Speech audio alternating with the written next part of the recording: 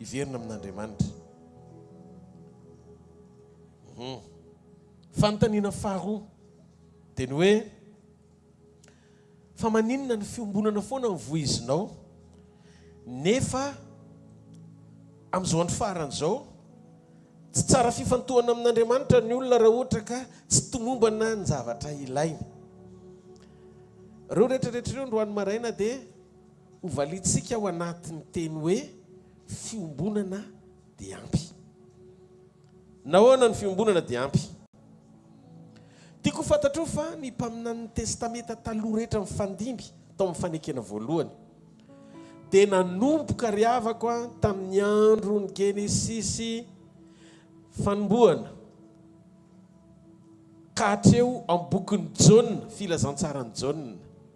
Satria Jesosy dia nilaza fa tsy nanomboka amin'ny fanekena vaovao raha tsy nisy raha latsaka. Efa fantatsika tsy anjery zany. Noho izany tamin'ny andron'ny Jaona apôstôly sy ny fahaveloman'i Jesosy tetỳ ambonin'ny tany dia tetỳ ambonin'ny tany riariny araka tamintsika fa velona mandrakizay izy, mandrakandroany izy mbola velona ny an-danitra, mitoetra ho kavanany iray, izay ny mahamesia azy. Izy dia Andriamanitra tonga nofo niara-nonina tamintsika. Naka ny endriky ny nofo amonjy antsika.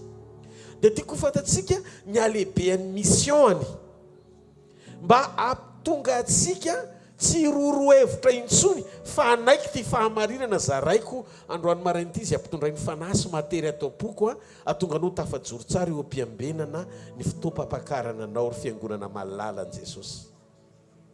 Zao le izy zavatra nampiasan'Andriamanitra ireny mpanompon'Andriamanitra ireny dia tsy misy fiantraikany tamin'ny olombelona ao anatin'ny olona fa nomanina mpitodika sy anaitra ny olona anomanana ny fon'ny olona ho an'ny plany mpamonjena izay ho avy.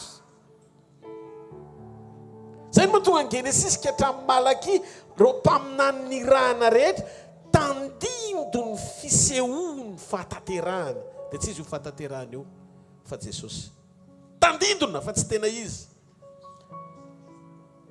Ny alokao fa tsy ianao.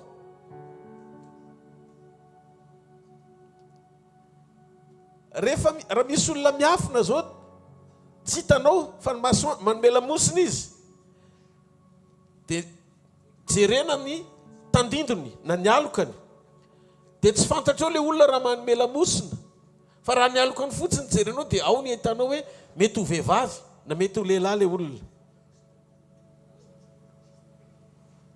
Fa rehefa miseho ilay olona dia fantatrao hoe ay tena lehilahy ilay izy na vehivavy. Atsangany an-tanan'izay mandeha anahako. Ohatr'izay ny fanekena voalohany ny testameta taloha raha oharina amin'ny testameta vaovao sy ny fanekena vaovao. Ny nampiasan'Andriamanitra ny olona tany amin'ny testameta taloha dia tsy nisy fiantraikany tamin'ny programa tian'Andriamanitra amonjena ny olona ao anaty. Fa nanomboka nanoman'Andriamanitra ny fisehoany ara-panoharana anomanana n'ilay tena programa mpamonjena tamin'ny fahatongavan'i Jesosy roa arivo taona lasa izay. Ny ampahany tamin'ny fisehoan'Andriamanitra no nampiasana ireny olon'ireny fa tsy tamin'ny fahafenona ma-Andriamanitra azy. Ohatra rehefa namoaka ny Israely tamin'ny fanandevozan'Andriamanitra dia naniraka ny Mosesy izy. Naniraka ny Mosesy izy. Tena firenena no navoaka tany Egypta. Hiala tao fanandevozana ho any amin'ny tany izay nampanantenan'Andriamanitra azy. Tamin'izany fotoana izany loza folo no namohan'Andriamanitra azy. Tena tonga dia loza folo, fahagagana folo, fanerena folo sosona. Fotsiny tsotro zao. Ampanekena ny Farao fa ny fahefan'Andriamanitra ny momba n'Israely. Ary tsy azo azonina ary tsisy asakana ny fiasan'Andriamanitra. Rehefa hiditra tsetra izy amoaka ny olony any amin'izay toerana tiany hakana azy ho any amin'ny toerana izay tiany ampidirana azy. Loza folo ny entin'Andriamanitra nampiasainy amoaka ny Egypta, amoaka ny zanak'Israely hivoaka ny tany Egypta. Fa rehefa tany anefitra ny zanak'Israely tsy nisy fiovam-po teo amin'ny Israely tany anefitra. niodina ny monomonina tsy nenakasitraka an'Andriamanitra.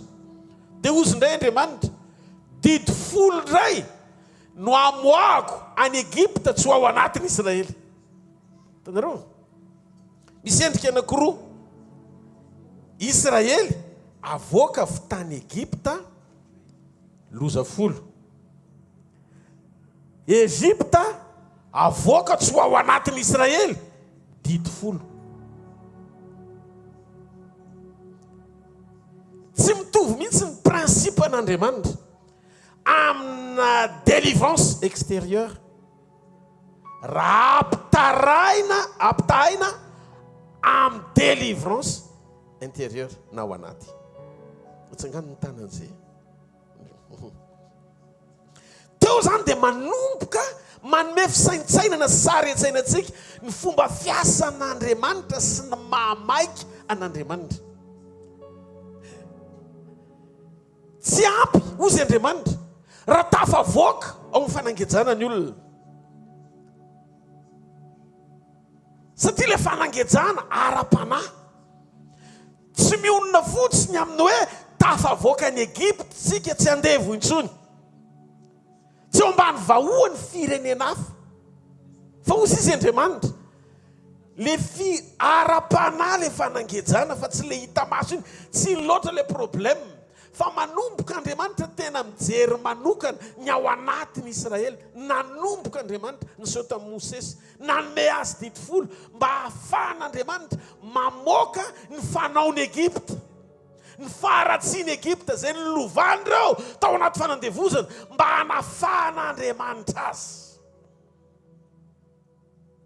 Zao vesatra le didy tsy tafiditra mihitsy le mission satria tandindo ny famonjena le teny manafaka. Halleluja. Nomen'Andriamanitra ho didy tokony iaina ny zanak'Israely mba hahatonga ny Egipta ho tafavoaka hiala ao anatin'ny Israely mba hahatonga ny zareo délivrer. Tejereo le izy. Ny zavatra mitranga androany. Tsy le didy ho tandremana mavesatra aminao satria raha diso amin'ny anankiray no dia diso amin'izy rehetra.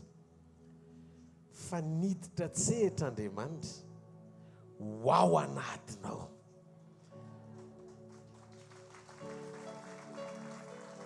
Anampy anao amin'ny alalan'ny fanamasina izy. Zay ny asa famonjena natongavan'i Jesosy. Andao amin'izay. Izara kely ao anatin'ny fotoana fohy. Anananao antoka. Fa manomboka androany maraina tsy rorosaina tsony ianao mandrakizay fa ho tafatoetra tsara ao anaty communion amin'i Jesosy, mandra-piveriny Jesosy apakatra anao any aminy. Zao le izy. Alleluia. Nisy foan'Andriamanitra naniraka Daniel hanafaka ny zanak'Israely tsy ao anaty fambaboana. Naniraka Joshua andresena ny Jeriko. Tamin'Andriamanitra nitahiriny Jiosy tsy ho ringana nampiasa Ester izy. Fa zao no tiako lazaina aminao. Andaony ho saintsaintsika daholo.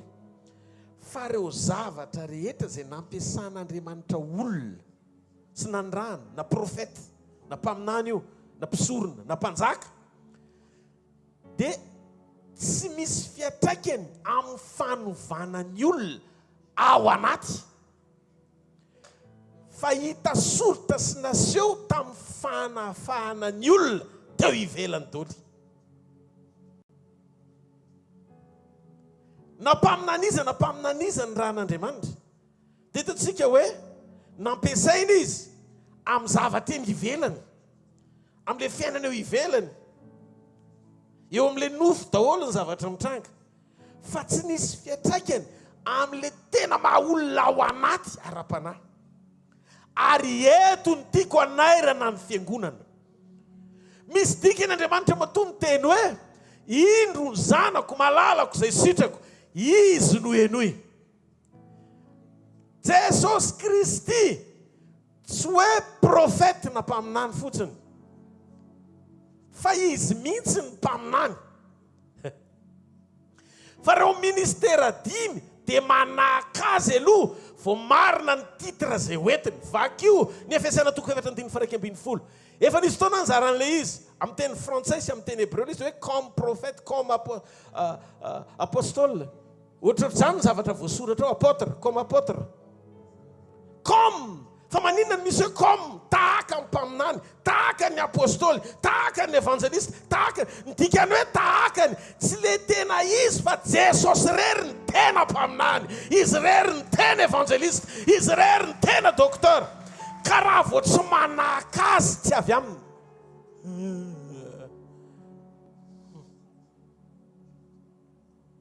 raha vao tsy manaka ny Kristy tsy avy aminy inona ny mission an Jesosy meo lanja ny mission an Jesosy fa ianao tsy mpianatra Elia na mpianatra Moïse misy événement dépassé zavatra efa lasa tsy tokony iverenana fa misy zavatra efa tanteraka tokony ifantohana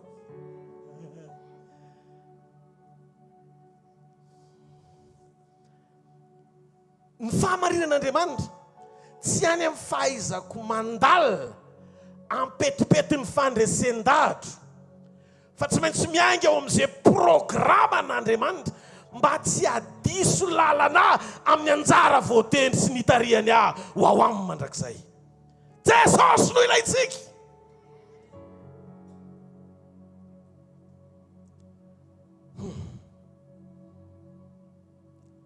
rehefa monjo ny olona Andriamanitra dia tadidio fa tsy nanirakolona izy fa izy mihitsy nidina naka ny endriky ny olona tonga nofo ny teny niara-nonona tamintsika 2 taona lasa ny teny ohatrasy ianao naseho teo amin'ny nofo tamin'ny endriky ny olona ny teny mba hamonjy ny olona fatatsika zany ary ny teny dia Andriamanitra teny tonga nofo niara-nonona tamintsika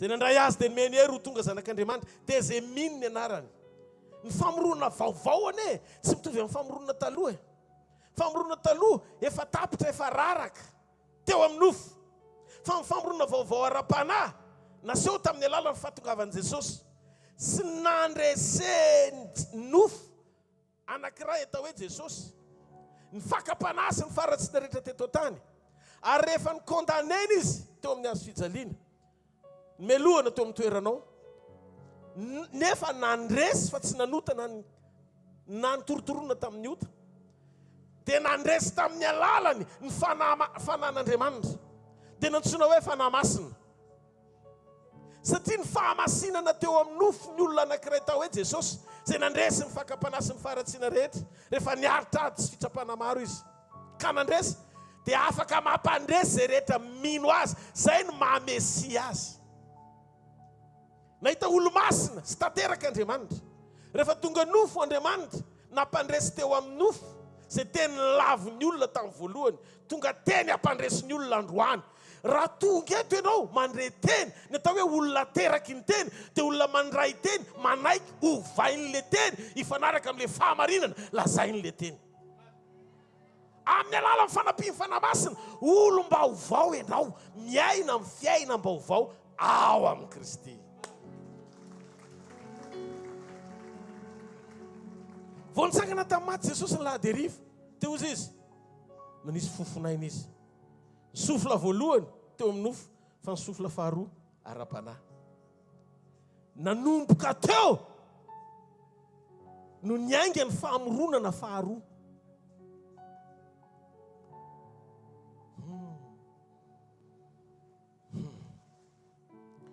eritreretra nidina ho tongolombelon'Andriamanitra ohatratsika Jesosy Kristy avy any Nazareta ao anarany ny testamenta taloha dia tandindona mialohan'ny fiavian'ny testamenta vaovao ka ny olombelona nirahana tany aloha dia nampiasaina amasy aneo tamin'ny vahaolany ivelany tamaso ny tandindony famonjena tian'Andriamanitra ho tanterahana tsy tamaso amonjena ny olona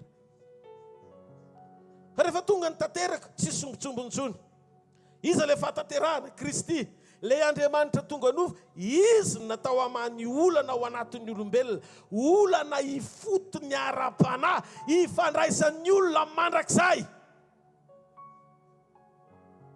tonga izy amonjy ny olona, ampiavana ny olona amin'ny ray. Ary noho izany votoaty ny fanambarana amin'ny mahira Kristy antsika sy amin'ny kristianina antsika dia ny izara ny vaovao mahafaly ny amin'ny famonjena sy ny fanjakan'Andriamanitra, anaitra ny olona izay tavela eto an-tany ny fifantohany, fianaoany manana fiainana tsara lavitra ao aminy, mihoatra no ty hita maso ty, ary afaka hiditra tsetr'Andriamanitra anova ny zavatra rehetra ao amin'ny tontolo ny fahatsarany, anomanany ianao ho zanaka mpandova fiainana mandrakizay ao aminy.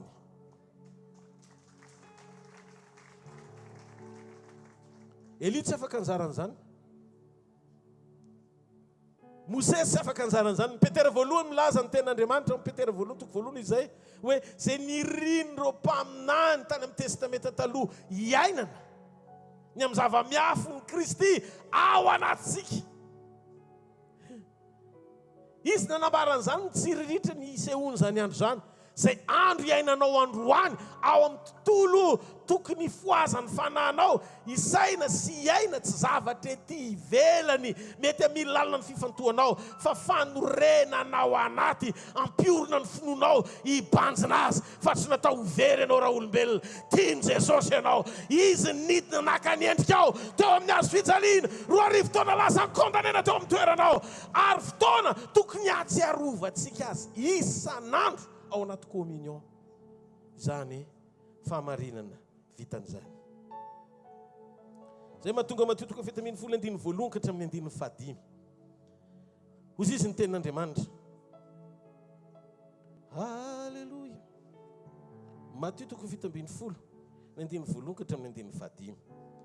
Ary ny afaka enemana Jesosy dia naka ny Petera sy Jakoba ary Jona rahalany, ka nitondra azy niakatra ho any tendrombohitra avy mba hitokana. Dia niova tarehy teo anatreny izy. Nitokana aloha izy vao niova tarehy, fa tsy hoe vao tonga teo izy dia niova ho azy. Nitavany namirapiratra tahaka ny masoandro ary fitafiny tonga fotsy tahaka ny mazava. Ary indreo niseho tamin'ny mpianatra Mosesy, Elia niresaka tamin'i Jesosy. Dia niteny Petera ka no taminy hoe, tompoko, tsara raha mitoetra eto sika. Koa raha sitraka ao ka anao lahy telo eto. Ny anankiray ho anao, ny anankiray ho an'i Mosesy, ny anankiray ho an'i Elia. Fa raha mbola niteny izy, indro nisy rahona mazava nanarona azy ireo, ary injao nisy feo avy teo amin'ny rahona nanao hoe, ity ny zanako malalako izay sitrako, izy no henoy.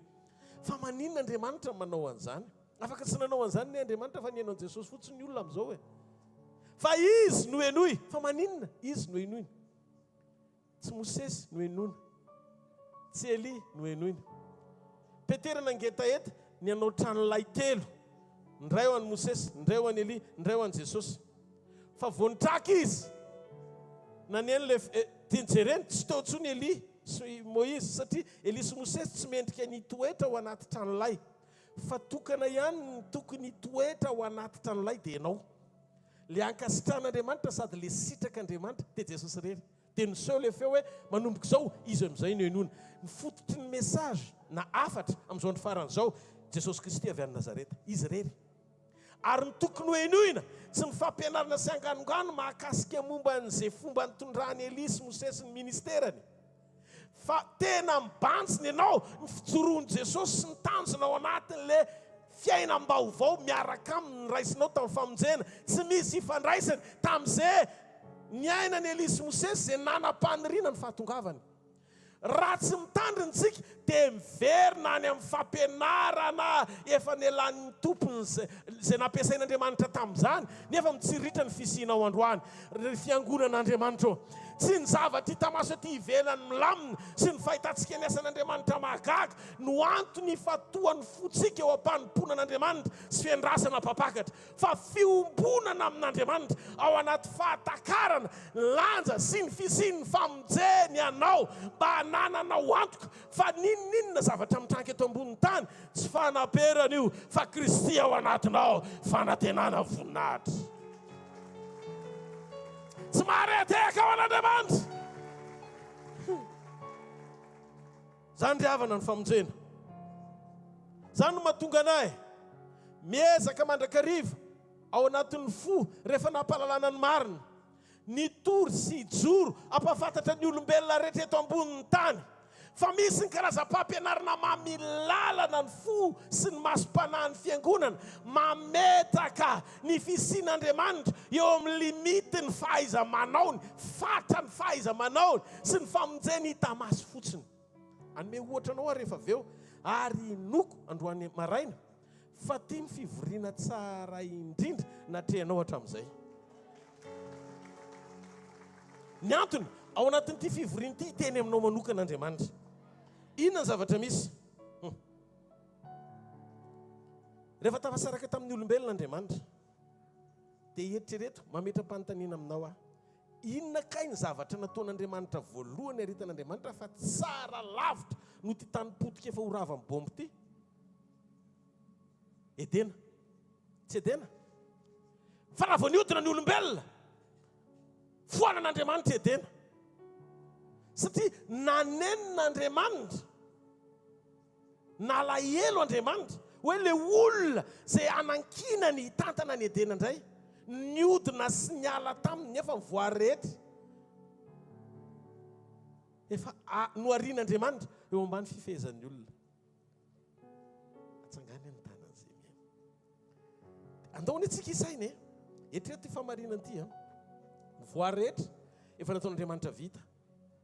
Zay vao nanao ny Adama izy andeha hitsahatra amin'izay Andriamanitra fa vita i Adama. Dia hitondra ny Adama izy eo amin'ny saha Edena tsara izay vitany. Fa raha vao nihodiny ny Adama dia noroasin'Andriamanitra tsy tao Edena i Adama sy Eva dia ny foanany Edena. Dia no ve mieritreritra fa androany Andriamanitra no amin'ny alalan'i Jesosy Kristy fotsiny hoe mino azy ianao tsy tanterako amin'ilay planin'Andriamanitra akory ny fiainanao amin'ny fanatanterana ny sitrapony sy ny fijoroana amin'ny fiainana tsy miaina ao anatin'ny minimanota sy Andriamanitra ve tonga dia hamotsitra ho anao hoe fitsorany meny Edena ianao na tsy tanteraka azy fa noho ny amin'ny Jesosy dia ho anao Edena misy fiafarany foana ny otana tiana na tsy tiana ary rehefa tsy tian'Andriamanitra hatramin'ny voalohany ajanony fa tsy mitondra anao any an-danitra ary tsy mampiombona anao amin'Andriamanitra. Raha mba resy lahatra miaraka amiko dia mba ty hafa mafy ho an'ny tompony amin'izany. Tiako fantatro tsy olona nondrany rehefa monjy izy fa ny tena ny nidina. Ny famonjena rery no ny dinan'Andriamanitra tenany fa tsy olona nondrany ohatrany hoe Mosesy na Eli. Izy tena ny nidina rehefa monjy izy. Naka ny endriky ny nofo mihitsy izy mba hafahany mantanteraka amin'ny famonjenanao. Tena miangavy aho fa an'io dia maly ny fanontaniana izay napetraka reo aho ary azoko antoka fa ho azonareo ny zavatra mitranga. Zao ary le izy. Raha maninona no miteny hoe tsy ilaina intsony ny fampitodiana ao anaty hafatra ny masom-panahin'ny olona isaina lava isan'andro zao fa Andriamanitry ny fitahiana izy Andriamanitry ny fanambinana izy Andriamanitra fa maninona zany mesazy zany tsy tokony hotoriana fa inona ny antony? Izy aloha ny soira fa Jesosy niteny an'izao teny izao ndray andro niteny an'izao izy hoe raha misy ondro zato ka maniny anankiray dia velany 7 fa mitady an'le anankiray izy ny soira hoe zany nitenen'i Jesosy. Aitsika rehetra mamaky baiboly daholo tena zany ny ao am-pony Jesosy fa ndray mandeha teteny aminao ty famarinany ty andray mandeha. Inona ny zavatry ny tranga tamin'izay indray mandeha zay dia ho tantarako aminao mijaona toko 9 rehefa nizara momba ny communion Jesosy dia nanao fahagagana izy ao boky ny jaona toko 9 namoky olona tsy omby 5,000 niainga tamin'ny mofo 5 sy azan-drano 2. Atsangany ny tanan'izay olona mahafantatra an'izay tena hoe toko milamina be mihitsy izy. Nanaraka azy reo olondreo. Mitombo zany ny olona nanaraka an' Jesosy vokatry ny nandraisany fahagagana mofo 5 sy azan-drano 2 na voky olona tsy omby 5,000. Dia rehefa nanaraka reo olondreo dia Jesosy nietreritra amin'izay hoe hiditra lalindalina kokoa amin'ny missionany. Dia inona le mission lalindalina kokoa? Le mofo 5 sy azan-drano 2 aloha tsy nitoriny. Mila fantatrao zay.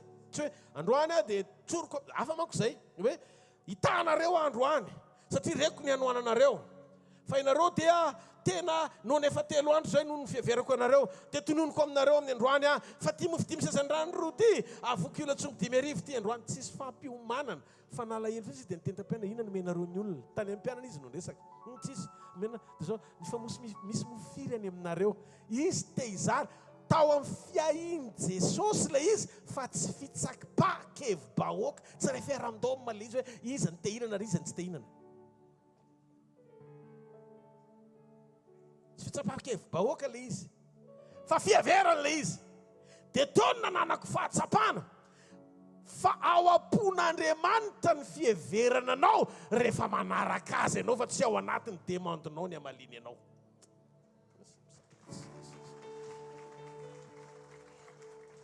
nanaraka daholo le vahoaka be dia be tena manaliny dia gagako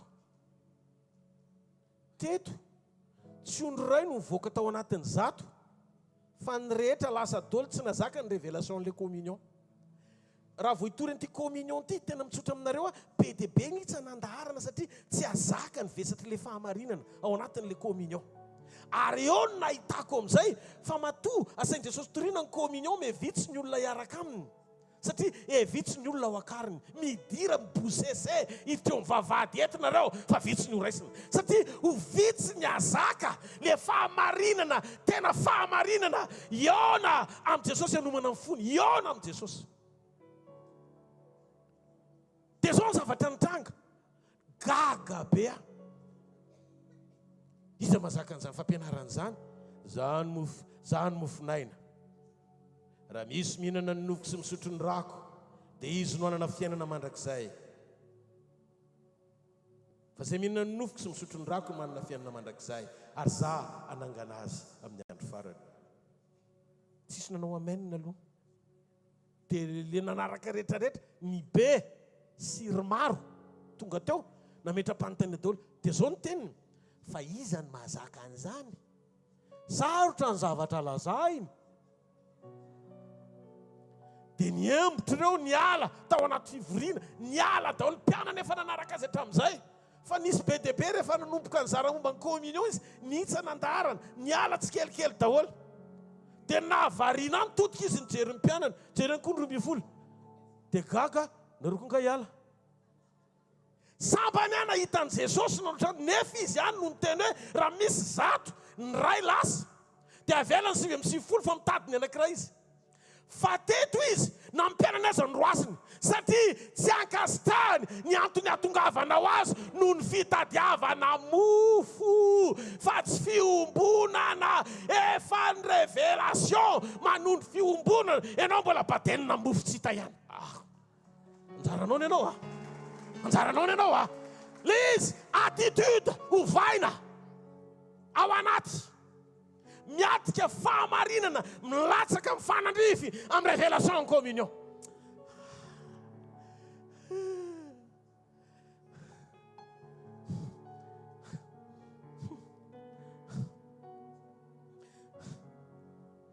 romby folla sisany teo dia ny romby folla koa ndroasiny fa manina ndroasiny romby folla sao dia naohatra andreo koa nareo sao dia niatongavanareo miaraka amiko mitady miracle mitady famantarana mitady famatsina mitady mofo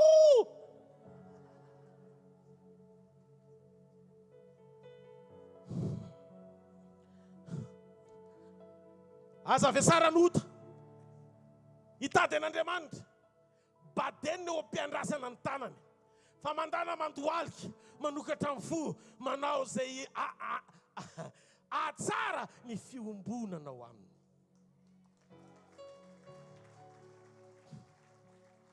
tiako fantatra fa sarobita amin'Andriamanitra ny olona tsirairay avy fa misy fotoan'Andriamanitra leo satria ibe zay sy ny maro ny anarany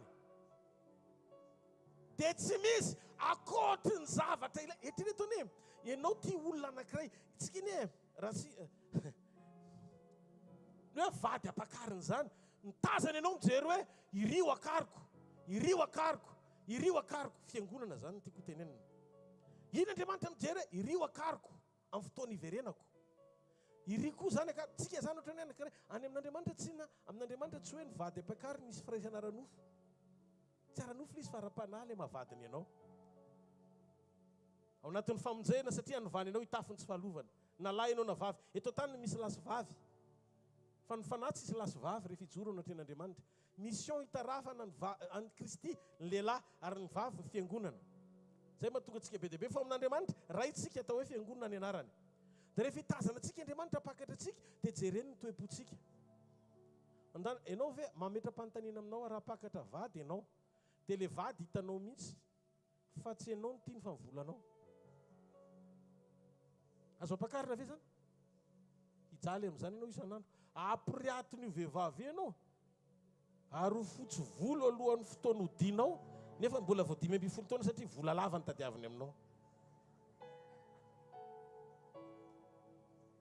tsy fitiavana lizy fa intérêt dia mandony tsikeritreritra tokony mifanatrehan'Andriamanitra isan'andro taioa tsisy akoatran'izay tsy ahoanao mihitsy hoe maratra ane izy satria ianao ane le tiany sy ny vonjeny ary ianao tiany iaina amin'ny fahamasinana tiany ijoro amin'ny fahamarinana tiany anana firaisana sy fiombonana aminy dia ny ety ambony tany mba tia hita andray plaisir ny fitiavanao izy fa tsy ny fananany foana ny atongavanao eo aminy hoe ty vitany ty ainy atao ty mety aminy dia isan'andro poretintsika amin'ny lohalika eo Andriamanitra ataovy moa zao hoe dia zay no mahatonga anao miverin-dalina satria tsy tena tian'Andriamanitra ianao rehefa tsy tanteraka tamin'ny fotoananao zay zavatra narasanao satria tsy ampy le communion anao amin'Andriamanitra fa ianao tianana relation amin'Andriamanitra fotsiny satria fantatrao fa mahefa ny zavatra rehetra izy amin'izay angle zay ihany dia ampiasa azy ianao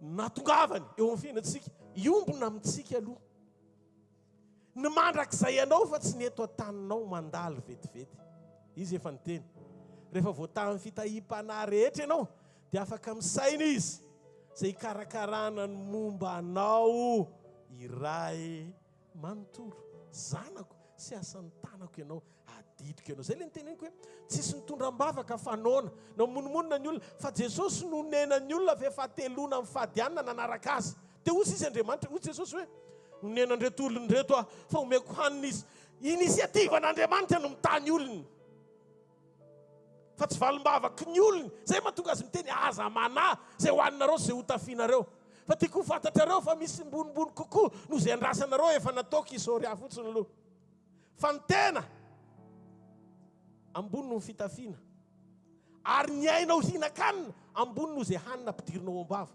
noho izany aza pahorin'ny hanina tsy hita teren'ny anoanana imonomonina fa misaora raha mbola nisy amin'ny velona afaky nihinan-kanina misy zavatra ataon'Andriamanitra mihoatra lavitra no zavatra andrasanao noho izany tsika tsy mpanompon'Andriamanitra natao andohalika hitaraina isan'andro fa ny kristianina rehefa manatona an'Andriamanitra na mivavaka amin'Andriamanitra tonga dia misokatra ny fony satria mahita ny alehibiazan'Andriamanitra sy ny fisian'Andriamanitra mihoatra noho ny fisiny ao anaty anoanana ny atsapana pakatoa ianao tsy zavatra mety aminao no mila katoavinao fa ndraindray ny zavatra mitranga tsy aken'ny sainao dia lalana misokatra anehoanao fa pakatoa ianao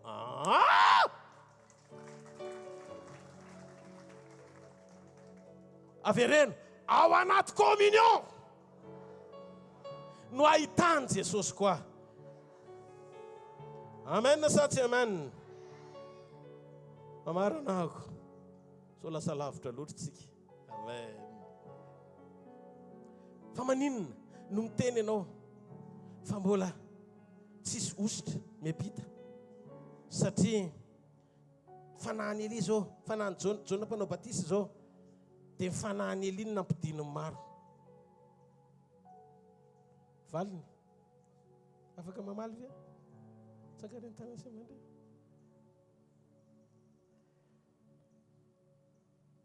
hatramin'ny andron'ny Jona mpanao batisa mbola tsy latsaka ny rahan'i Jesosy ary natao amin'ny filazantsara azy dia mbola misy guérison parallèle zany hoe fanasitranana tsy tonga dia tamin'ny anaran'i Jesosy fa mbola misy fanasitranana teo amin'ny farihan'ny Betsaida rano niatsehan'ny anjely dia zay tonga eo sitrana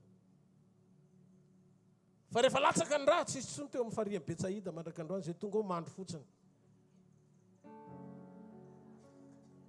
satria fa tafiditra ny fanekena vaovaotsika atsangany ny tanan'izay miaina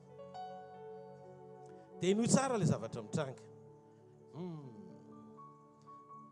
tena miangavy ianao anio amalan'io fanontaniana io dia tsy amerina nyity tsony fa enoy any amin'ny FB dia mba miezaka kely fotsiny mijery ny hvkl-mission events ianao ny amin'izay fampianarana rehetra efa misy any indrindra ny akanton'izany nandritry ny 2 taona tato ato izay manomana ny fiangonana akarina raha milaza ianao fa tsy misy ositra avy amin'ny olona miampity intsony pasteur Rodolphe ao amin'ny testamenta vaovao zay namaky ao amin'ny liko toko voalohany sady nomenao mihitsy ny toko sy andiny misaotra anao fa tena vao mahay manampy be atsika ilay izy dimy fa 7:70 ka hatramin'ny 7:70 andiny 7:70 eo zao le teny ao ary izy andeha rehefa niona tamin'ny Zakaria anjay le nomana John ary izy andeha eo alohany amin'ny fanahy sy ny herin'ny Eli mba hampody ny fonony ray ho amin'ny zanaka ary ny tsy manoho amin'ny fahendren'ny marina amboatra firena vomona ho an'ny tompo tao amin'ny testamenta taloha dia tsy maintsy misy ny ositra miampita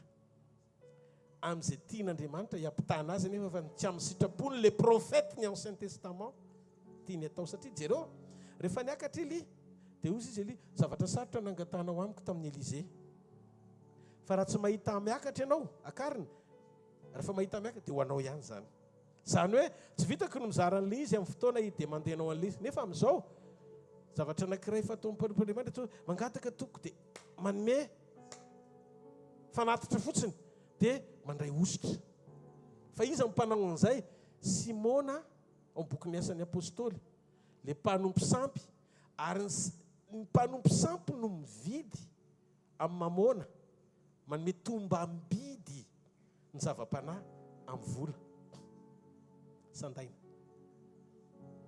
dia vao osiny izy rehefa avy eo ozy izy Petera oeto okonao faty miaraka amin'ny volanao ozy izy fa iverinao fa azo vidim-bola ny zavatra tsy tokony ho azo vidiana na sandaina hita maso raha nisy zany tokony hamindra ositra satria nanome fanatitra Simona ny tokony atao satria sady efa resy lahatra hiala amin'ny fanompo-tsampy ny tendray an'le satria neny Simona pouvoir ny eritreretany an'le izy fa tsy confirmation ny famonjena arak'izay nitondran'Andriamanitra an'le izy hoe reto famantarany reto no anaraka an'izay mihina le zavatra manaraka ny tediavinao vidiana fa manino ianao manao effort mividy satria ianao tsy te hiova fa azo amin'ny fomba mora amin'izay atsembohanao ny tianao anakalozana an'le izy mandray an'le onction ohatry ny vidy varotra eny an-tsena atreo aloha mbola fananarana fa le izy koa tsy mety tsony mihitsy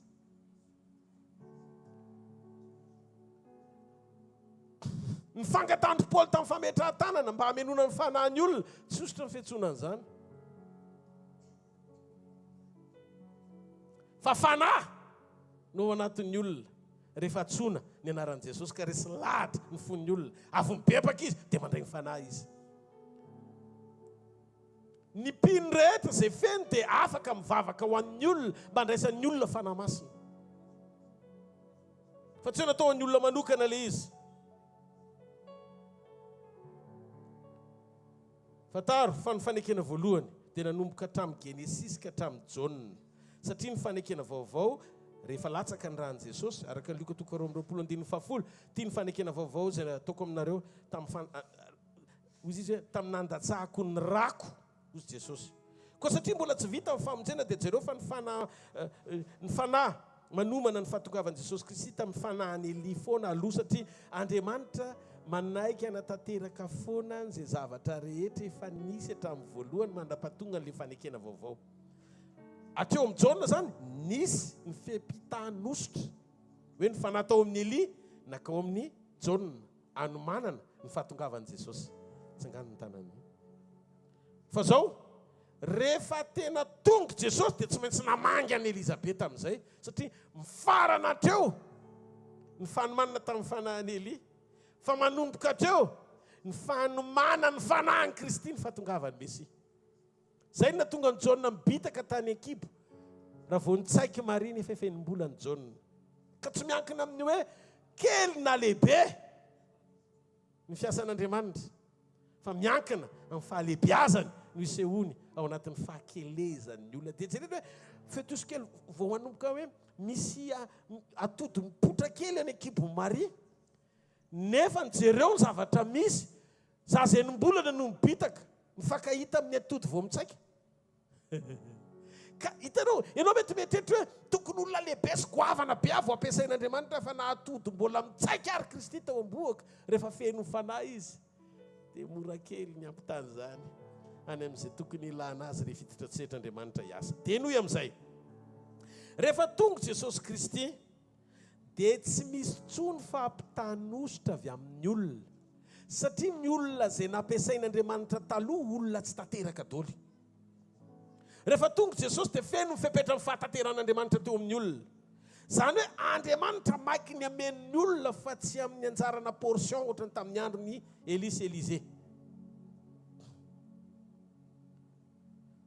raha mbola tsy latsaka zany rahan Jesosy dia mbola tsy tafiditra tany amin'ny famonjena sy fanekena vaovao sika fa na ireo mpanompo tany amin'ny testamenta taloha dia mbola niandry fantatra izany fotoana zany tsy nilainy intsony fampitapana rehefa tonga Jesosy satria efa feno fepetra ny lain'Andriamanitra ny amin'ny famonjena ny olombelona rehetra Jesosy rery ny fahatanterana sy fahafenona andraisanao ny fanahan'Andriamanitra tsy avy ao amin'ny fanahany Rodolfo io na fanahan'izy raha ohatra ka olombelona tsy tanteraka mbola nila ny famonjeny no izara oso taminao dia mifona aminao zao ny zavatra hitranga hitovy amin'ny toetran'le olona ny toetranao rehefa avy eo satria zay ny nataon'le olona namindra osotra taminao dia iny mahatonga amin'ny fiainanao mahasosotra rakizitiny izy nefa ianao mba tsara fanahy mba nanatombony kely ary tany aloha dia vao may lasa ny ampy ny fakisitinany indray satria le faharatsiana ny miampita fa tsisy fahatsarana mihoatra noho ny an'i Jesosy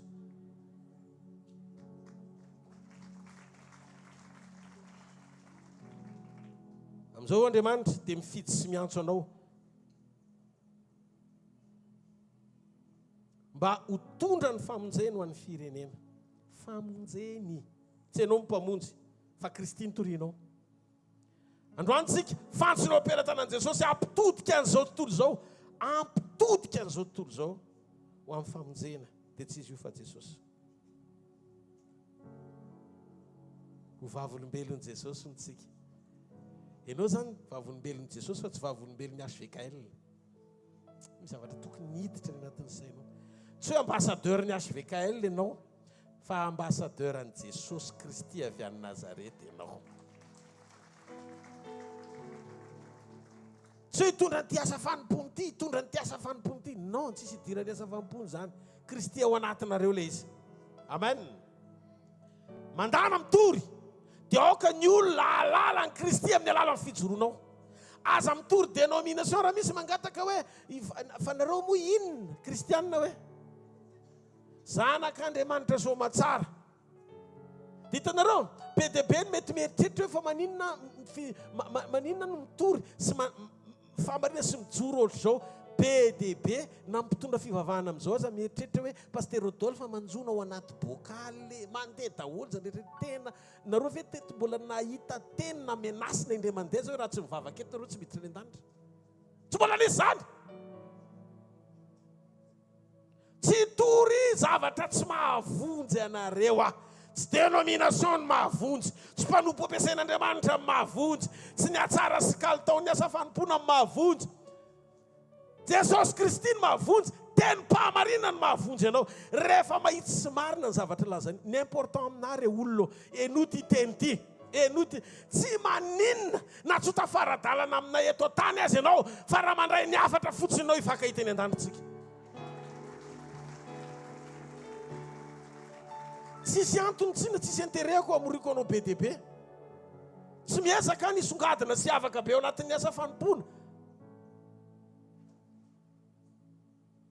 hoe amiratra be ty asa fanompona ity dia ohatry ny lanitra mihitsy vao mitsotra ny tonga dia any aparadisy tsisy an'izany raha misy fahatsarana mampahazo aina amin'ny fanatrehan'Andriamanitra ho voninahitry Jesosy rery sa tsy zany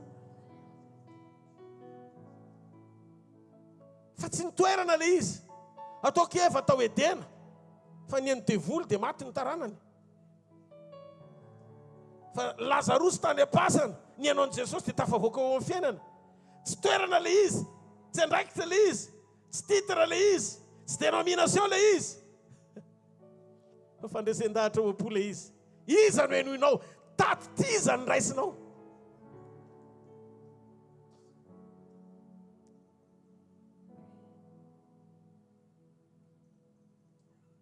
Fotoana foy sisa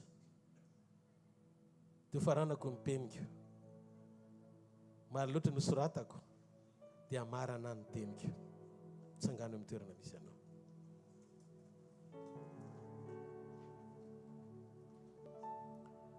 Dao tsika hisaotra an'Andriamanitra ny fotsika manontolo, afofany amin'ny lanitra ny tanao dia misaorana Andriamanitra. Tompo Jesosy hoe misaotra anao aho noho ny fitiavanao aho sy ny famindraponao eo amin'ny fiainako. Misaotra ny amin'ny teny fiaina sy harena loatra. Ianao Jesosy tena tianay ianao. Raha mandinika ny hoe afonao ny 7 raha misy ondry 100 ny ray maningana. Fa nisy fotoana ianao ohatry ny valiteny soreny zany, satria tsy tianao fifantohan'ny olona ho ampitodiana any amin'ny fitadiavana mofo. Raha teo zao ianao no niteny eny tiako fantatrareo fa zany mofo ny fiainana fa anao nalonareo dia raiso amin'ny anarako ny fahavokisana amin'izay mofo zaraina eto, fa mbola misy deuxième partie ana mofo ndray androany. Tsy tonga ianao amaly ny anohanan'ny olona fa natonga ny olona niembotra nanaraka anao satria nona izy te hitanao Andriamanitra ny fitahiny ara-bola ara-material fa amin'ny endrika mofo. Tsy te nitoriana mpanantenan'olona ny ahafahan'ny olona misitraka ny zavatra rehetra, fa ny ampitodika ny olona ao anatin'ny révélation. Tsy zakan'ny olona fa tiany Jesosy ho asisika ao am-pon'ny olona. Ka raha misy tsy mahazaka dia noroasona nareo kove andena andro 12 lazo. Androany Jesosy manaiky zay ny hiverina ao anaty communion. Sokafo ny fonao androany maraina.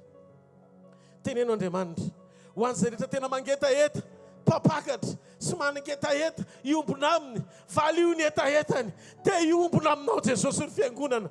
Tia no tsapanao fa ianao le karazan'olona anankiray mitondra ny fiainany hita maso.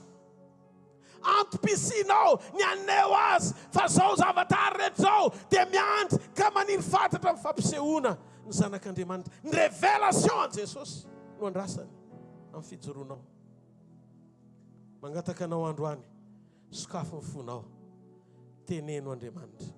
Mety diso otra ianao hatramin'izay.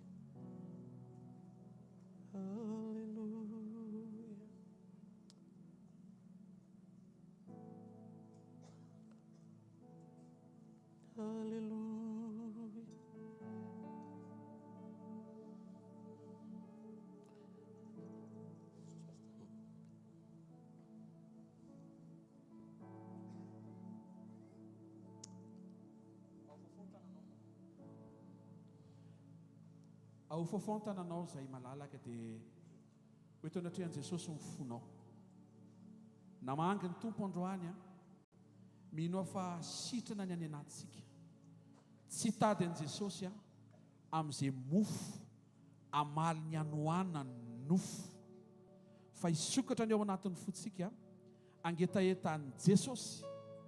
Tsy zavatra omeny fa izy, tsy le mofo vatsiny fa izy. Sokafo ny fonao ray amin'ny anaran'i Jesosy. Izy zay no vanginao, alala ny asaribidiny ao am-ponao amin'izao fotoana farany zao. Iveriny ianao akanay, iveriny ianao anovanay ahatateraka ny famoronana farany.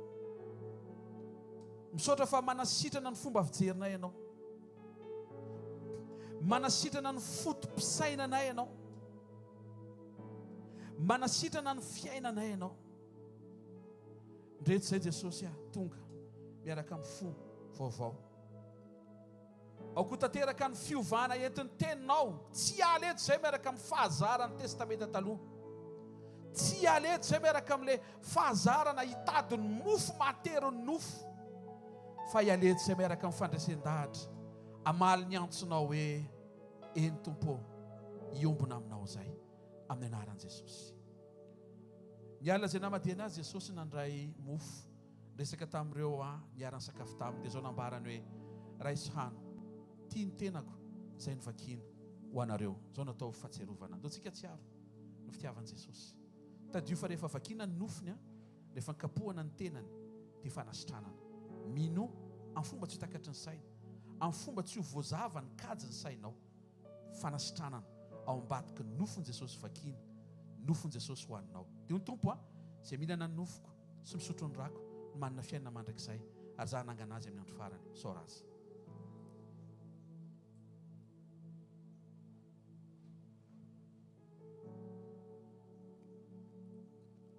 O Jesosy, tia ny kapoaka ny fisaorana raha amin'ny fanekena vaovao izay latsaka ho famelana ny heloko ny maro.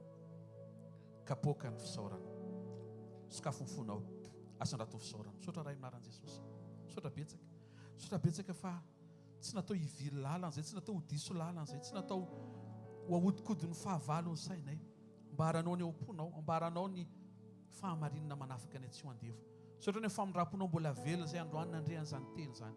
Misaotra ray aminaran'i Jesosy. Amen. Minaran'i Jesosy Kristy tompona nononako, voavelany heloko ao.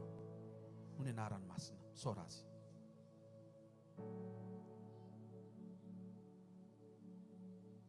Ao vaovao ny tananao. Feno fisaorana ny fonao. Feno fankasitrahana.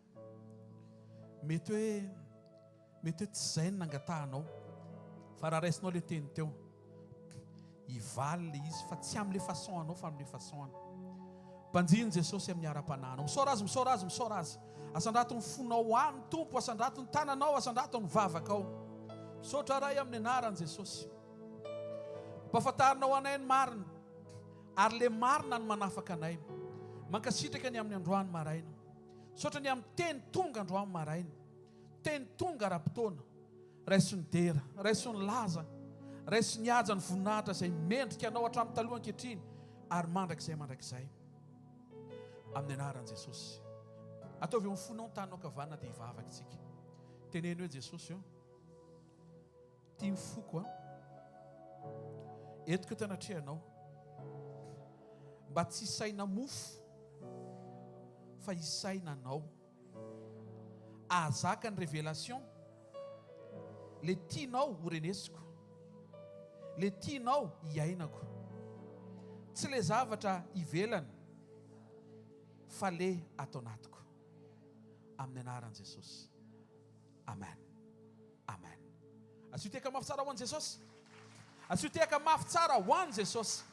Mahazo toerana vetivety pasteur manao vaovao dia mbola misy vavaka ho antsika rehefa avy eo vavaka ho amin'ny fonao ilay teo, fa rehefa antsika hivavaka ho amin'ny fiainanao sy ny mombanao ray manontolo. Ao pasteur azy. Ao anatin'izany no anolorantsika ho an'i Jesosy izay avy any anatin'ny fonao tatazana ny fanatitra dia omena izay afaka ataonao ho an'ny asan'Andriamanitra, tsy antery akory fa Andriamanitra dia mandinika ny fo. Toy izao manaraka izao ny filazana antsika eto amin'ny asa fanompoana. Rehefa mirava dia mba mijanona daholo ny pasteur sy rehetrarehetra azafady, dia mijanona ihany koa ny sampana décoration averina. Rehefa mirava amin'ny fivorintsika dia iangaviana ny pasteur rehetrarehetra mba hijanona, ary mijanona ihany koa ny sampana décoration. Raha pitsoalahy dia misy ny fotoana izay tsika moa eto dia mission hvkl, fa raha alady raha ohatra ka tianao ny tohizan'ny fampianarana sy ny fizarana ny teny dia misy ny fiangonana vitsivitsy vondrombavaka izay miaraka amin'ny asa fanompoana. Pasteur atao anatin'ny asa fanompoana no manao azy fa antanio reny pasteur reny dia hoe aiza ny misy arakaraka ny toerana misy anao dia omenanao ny fandaharam-potoana mahakasika izany. Ny sekolintsika dia tsy miova, sekoly latsinainy, talata, alarobia ao amin'ny shop U Analakely Riana faharoa manomboka amin'ny 7 hatramin'ny 8 sasany averina. Sekolintsika dia tsy miova, ny alatsinainy, ny atalata ary ny alarobia manomboka amin'ny 7 ka hatramin'ny 8 sasany any toerana dia shop U Analakely Riana faharoa. Ny alatsinainy dia sekoly famana olana, ny talata sekoly fanasitranana ary ny alarobia sekoly fitahim-panasy fanambinan toetra ary sekoly ho an'ny tokantrano. Aza matahotra ianao fa tsy hoe olona marary daholo akolona manana olana daholo, fa olona manomana amin'ny fiavian'i Jesosy, manomana amin'ny fiavian'ny mpapakatra ny olona tonga amin'io sekoly io. noho izany asaina ampitiavana isika. Ny alakamisy dia misy ny fifadikanana izay ataontsika eo amin'ny Shalom Antanimena, eo ambanin'ny pilona téléphérique dia misy accès banque, dia eo ambaniny eo misy vavahady maintimainty izay dia misy hoe resto Shalom. Taloha izy ny restaurant fa izao izy laza fisakafoanana teny sy vavaka ho amin'ny fifadikanana. Ny zoma kosa dia ao amin'ny trampokon'olona Analakely no iarahantsika mivavaka zoma fanotronana manomboka amin'ny 4 trampokon'olona Analakely, zoma fanotronana manomboka amin'ny 4 hatramin'ny 900 eo. Ny Sabotsy tahaka ny androany dia miverina aty amin'ny centre hvkl bypass Avoloa ao anelanela amin'ny Bogota sy gastronomie pizza dia miakatra ianao dia tonga eto amin'ity toerana misy atsika androany ity. Manana programma manokana isika amin'ny 27 sy 28 mars. Roviana hoe izy teo misaotranao manaraka tsara ny filazana. Croisady lehibe manokana izay tanterahantsika hvkl any Antsirono Mandidy 27 28 mars izay anasahana antsika tsirairay avy. Ny tompoko ny ambassadeur koa mba mijanona tompoko rehefa avy eo azafady ny ambassadeur mba mijanona veriko ilay izy teo 27 sy 28 mars any Antsirono Mandidy misy croisady tanterahantsika hvkl. Raha misy fanampiana azonao atao averiko raha misy fanampiana azonao atao tsy antery dia afaka mandray an-tanandroa, misy pasteur samitsangana ireny dia afaka manontany ianao hoe inona ny zavatra afaka atao na izay matery ianao avy ao anatin'ny fonao dia raisina an-tanandroa. Betsaka mantsy tsy maintsy atrehana ny fanatanterahana croisade ka noho izany dia alefa ihany aloha ilay izy sao dia mahazo na sao dia tsy mahazo. Fa na mameno na tsy mameno croisade ataontsika foana dia afa mafy ao any Jesosy. Izay ny filazana dia asaiko ianao hitsangana andaontsika hitondram-bavaka anao izay afaka nanome sy izay tsy afaka nanome. Asandrato ny tananao ary ray amin'ny anaran'i Jesosy misaotra anao izay misaotra ny amin'ireo olona izay afaka nanome ho anao. Taio izy Jesosy mba ho afaka manome bebe kokoa hatrany. Taio koa ny tsirairay avy izay tsy afaka nanome Jesosy ianao mahita ny any anatin'ny fony Jesosy mba ahafahany manome ho anao amin'ny manaraka. Ray amin'ny anaran'i Jesosy raisy izao fanaty izao ankasitrao Jesosy satria vokatry ny fonay ho voninahitry ny anaranao rery ihany amin'ny anaran'i Jesosy. Amen. Andao tsika etehaka terantsika fandarana. Alléluia.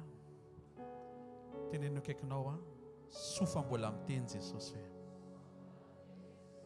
jereo fa rehefa tsy miteny ny tompo dia izay heverinao fa marina no andehananao, nefa ny dikan'ilay hoe heverinao fa marina tsy voatery ho marina. Izy mpanompon'Andriamanitra teo rehefa nanaradian'i Jesosy ny vahoaka, iza no ny saina ny sakafony zareo? Zafato mamy amiko mihitsy reny révélation momba ny tompo mpamaty sakafo ireo mantsy. Iza no ny saina ny sakafony? Jesosy.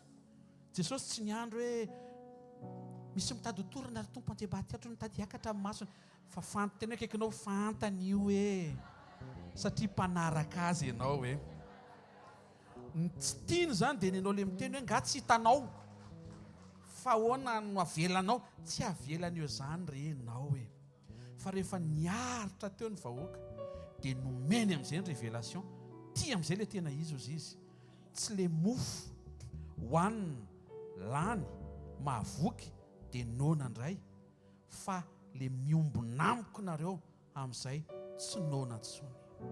Dia le olona tsy niomana ho amin'izay le niala, fa le niomana le tsy niala. Ohatry mahita olona niomana eto dia zareo niomana ireo le tsy miala. Asitiaka mafy tsara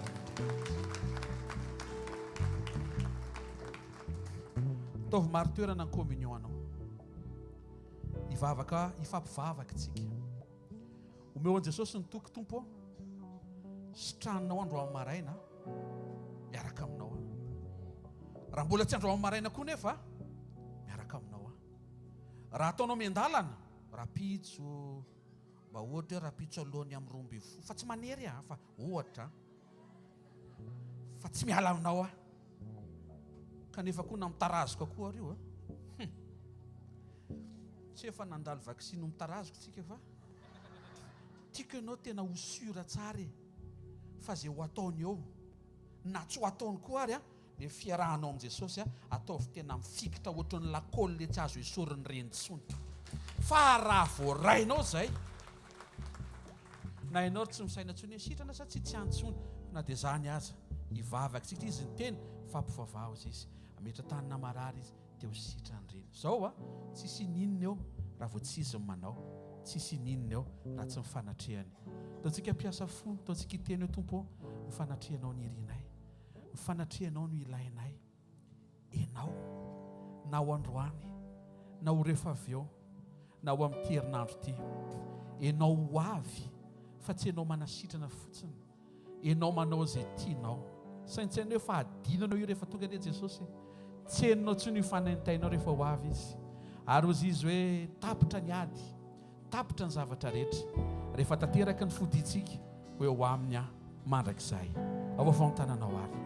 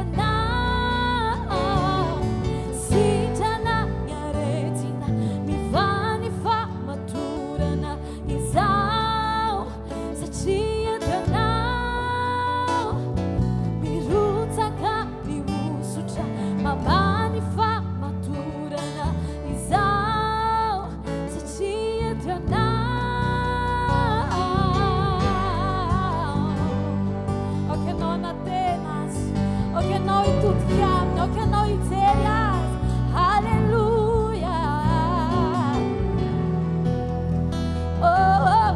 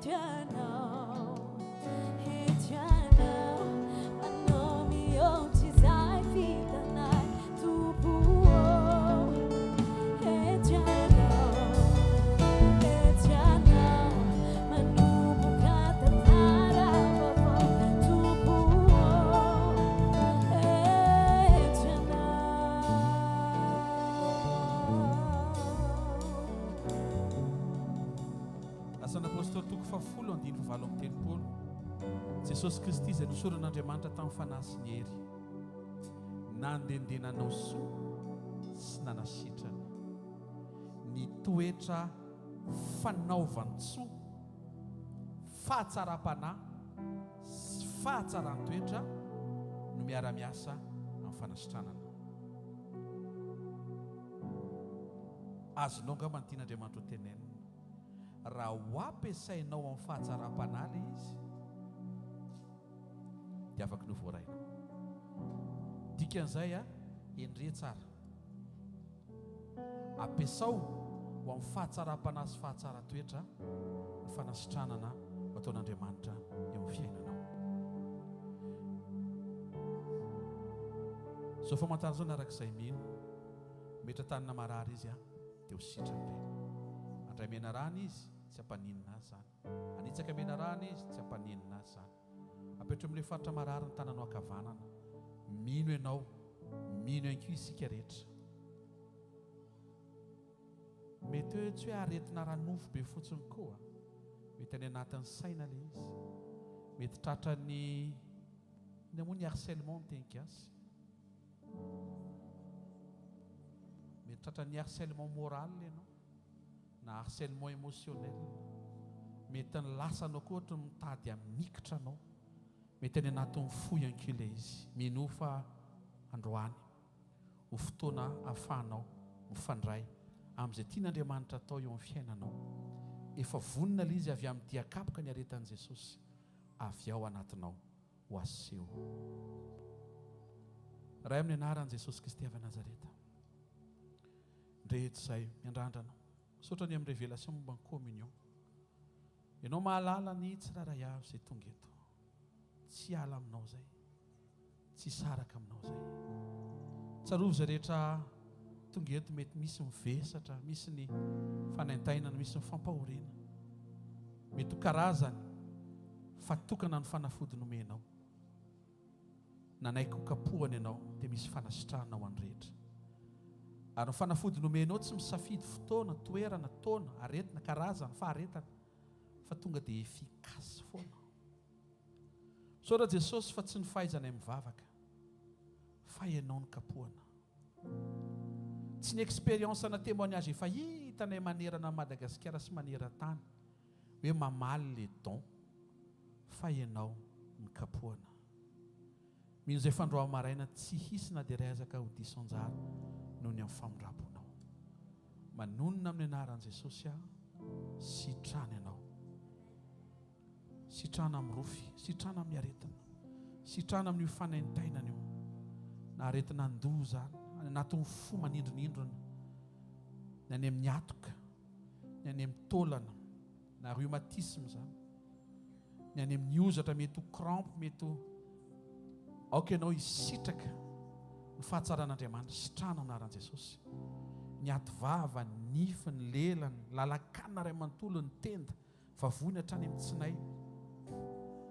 Aoko sitrana ianao amin'ny anaran'i Jesosy ny amin'ny lalan'ny rivotra hatrany amin'ny vavorona ka hatrany amin'ny avokafoka. Ny tova rehetra ao anatinao mandrehana izao teny mpanasitrana an'izao, sitrana amin'ny anaran'i Jesosy. Izay rehetra tsy mandehandeha amin'ny laoniny ao, miverina mandeha amin'ny laoniny. Izay heverina fa potika simba, sitrana sy miverina mitsangana indray. Izay heverina fa potika efa tsy misy tsonona mety ny esorina kanefa mbola ilaina, na mety hoe lanin'ny aretina, misy amin'ny anaran'i Jesosy. Amin'ny anaran'i Jesosy Kristy avy Nazareta. Sitrana amin'ny sery, amin'ny tazo. Aoko sitrana amin'ny tahotra ianao amin'ny anaran'i Jesosy. Aoko hiverina hita toro tsara izay rehetra manana olana raha toromaso.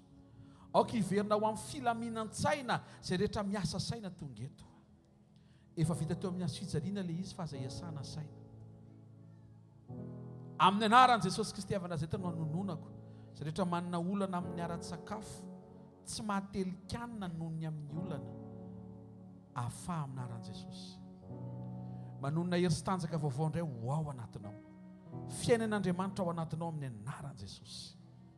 Raha amin'ny anaran'i Jesosy tsarovy ny tokantrano tsirairay avy izay tonga eto.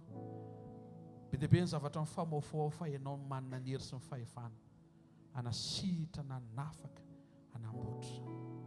Aoka sisy fitrakana indray. Irehatra indray ny afo ny fitiavana eo amin'ny mpivady, eo amin'ny mpianaka, eo amin'ny mpiray tam-po. Ianao ilay Andriamanitra ny rehetra, ianao no Andriamanitra ivo ny ankonina sy ny tokantrano, Andriamanitra ny fiainana ianao. Tsarovy ny fianaran'izay mianatra, tsarovy ny asan'izay miasa. Mahatsiaro-bavaka ankoa izay ireo izay rehetra any amin'ny fonja, any amin'ny hôpitaly, any amin'ny toerana tsy tokony isy azy. Vavaka izay iray amin'ny anaran'i Jesosy fa tsy misy ny tsy hainao atao. Vavaka ho amin'ny mpikarakara taratasy ankoa. Ninona taratasy tokony atao amin'ity volana ity dia mba hampio ny zanakao Jesosy.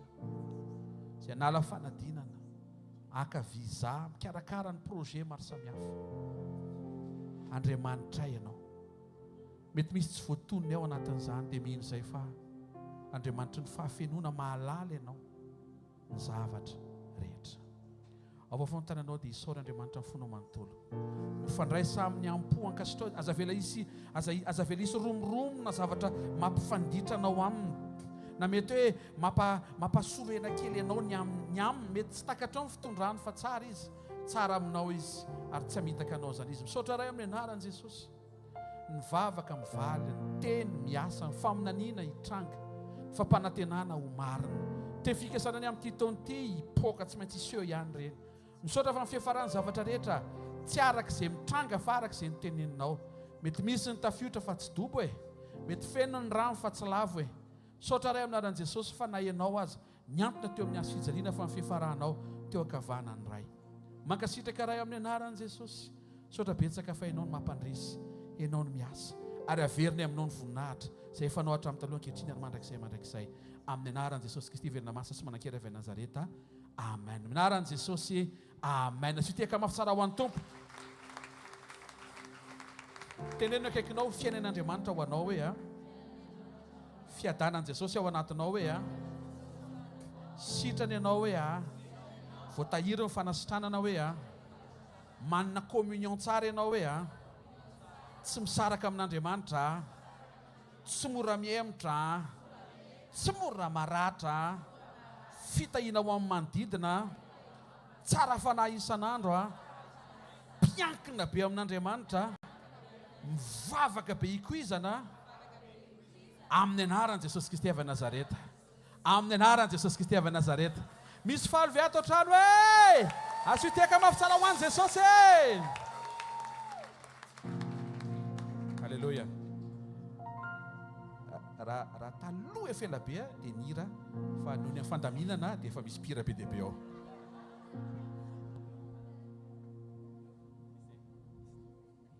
Halleluja. Misy olona tian'i Jesosy ve o? Ndao hiaraka hiraritsika hoe lovy aminao za Jesosy a. Amen.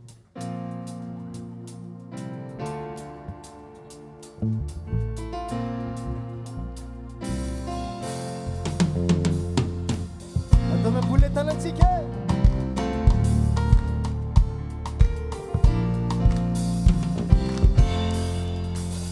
Bravo, sanaitan Jeso, ijuru ako, favolombelonno, e favere, fambola itaro, e famate, fambola velonno, squasatalo, banana birendom somaro, simbugianciam, angol fabarbo, Sabotsy fazafanahitan viako Jesosy manana zamanana tsika rehetra fozavalovy aminao za fozavalovy aminao Jesosy fozavalovy aminao za tsy sasakanana amin'ny fitiavanao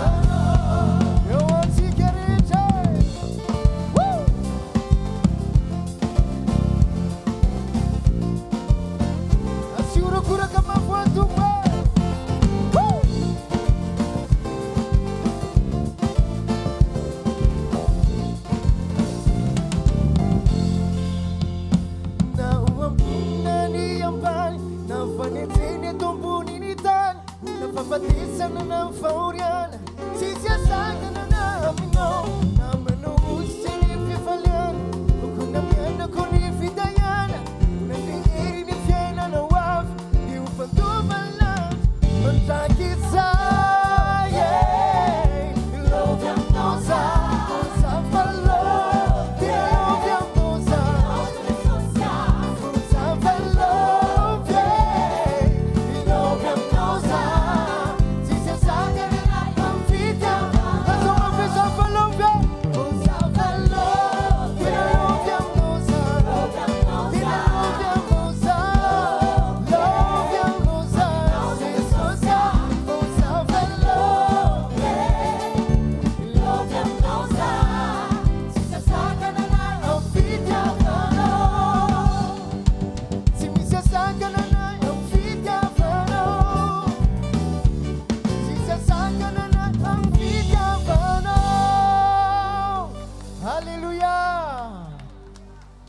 Jesosy le anarana hafa kely anarana tena miavaka anarana manasitrana anarana manafaka amin'ny zavatra rehetra alleluia